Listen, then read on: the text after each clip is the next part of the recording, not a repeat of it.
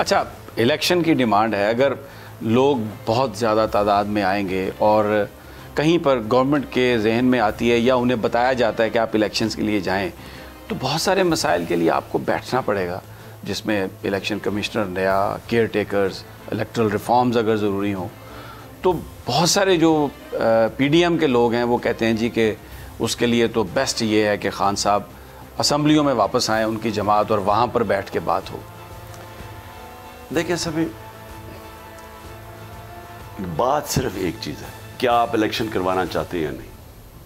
अगर नहीं करवाना चाहते तो बात हमने इनसे क्या करनी। उन लोगों से मैं क्या बात करूं जिन्होंने आके मुल्क का बेड़ागर करके रख दिया। 7 महीने में जो इस मुल्क की तबाही हुई है, आप जरा किसी बिजनेसमैन से पूछें, आप किसानों से पूछें, आप किसी तबके के ऊपर आज रियल एस्टेट वालों से पूछें, जो भी शोबा जो तेजी से आगे बढ़ रहा था, जो ग्रोथ रेट बढ़ रही थी, दौलत में इजाफा हो रहा था, आज उनसे पूछे तो सही कि 7 महीने में मुल्क पे क्या हुआ। कौन सा एटम बॉम्ब गिर गया पाकिस्तान में, आज तबाही मच गई। आज हर तबका रो रहा है, बेरोजगारी बढ़ रही है, महंगाई आसमानों पे जा रही है, और सामने कुछ नजर भी नहीं आ रहा कि इनके पास कोई रोड मैप है। ये सिर्फ एक काम इन्होंने किया कि एक एक के अब करप्शन केसेस खत्म हो रहे हैं। बारी बारी इन्होंने जो नए अमेंडमेंट्स किए हैं, इनके अरबों रुपए के करप्शन केसेस खत्म हो रहे हैं।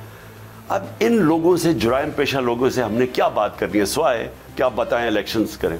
इन्होंने इलेक्शंस करवाने नहीं है, सिर्फ इसलिए नहीं करवाने कि इनको पता है कि आज जब भी इलेक्शन करवाएंगे इनकी सियासत खत्म हो जाएगी। इनको पता है इस चीज का, क्योंकि कौम ने इनके 7 महीने देख लिए।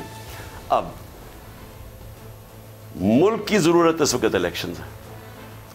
इकोनॉमी को ठीक करना तो इलेक्शंस करवाओ। अगर आपने इकोनॉमी को ठीक करना है तो पॉलिटिकल स्टेबिलिटी चाहिए, वो इलेक्शन से आती है।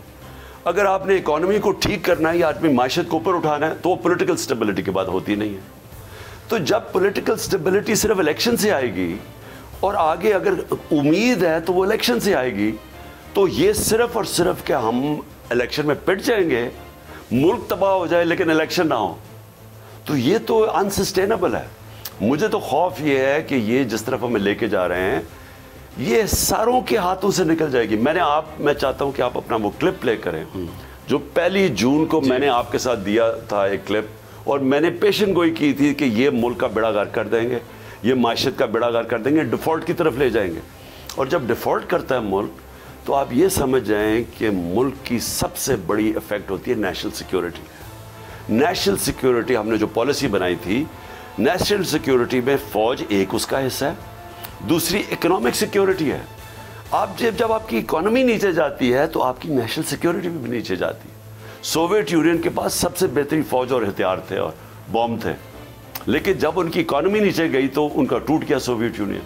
तो मुझे तो ये खतरा है कि ये जो एक एजेंडा पे आए थे कि सिर्फ अपने केस ख़त्म करने हैं, तो मैं आज ये सोचता हूँ कि जिन्होंने इनको लेके आए थे या इनका रास्ता नहीं रोका इस मुल्क के ऊपर, जो पता था 30 साल इनका रिकॉर्ड क्या, वो तो आज अपने आप को सवाल करें कि उन्होंने मुल्क से किया क्या। आज क्या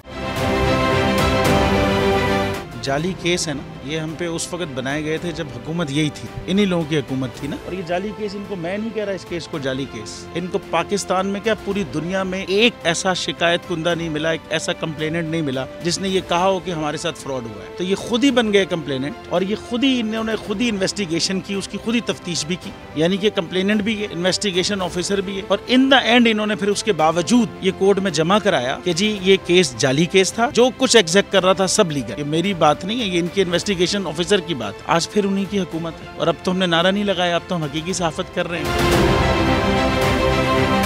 आप ये समझें, ये जो हक है ना, हक पे खड़े रहना और हक को बोलना, ये दूर से लगता है तन्हा हो गए लोग। आप खान साहब को देखें, तन्हा दिखाई देने, सारी जमातें मिलकर उनके खिलाफ हैं, लेकिन आज भी पाकिस्तान की आवाम उस हक की आवाज़ के पीछे जो है 80% से ज़्यादा आवाम उनके साथ है। एग्जैक्टली इसी तरीके से बोल की कहानी है। सब्सक्राइब करें और बेल दबाएं ताकि कोई खबर रह न जाए।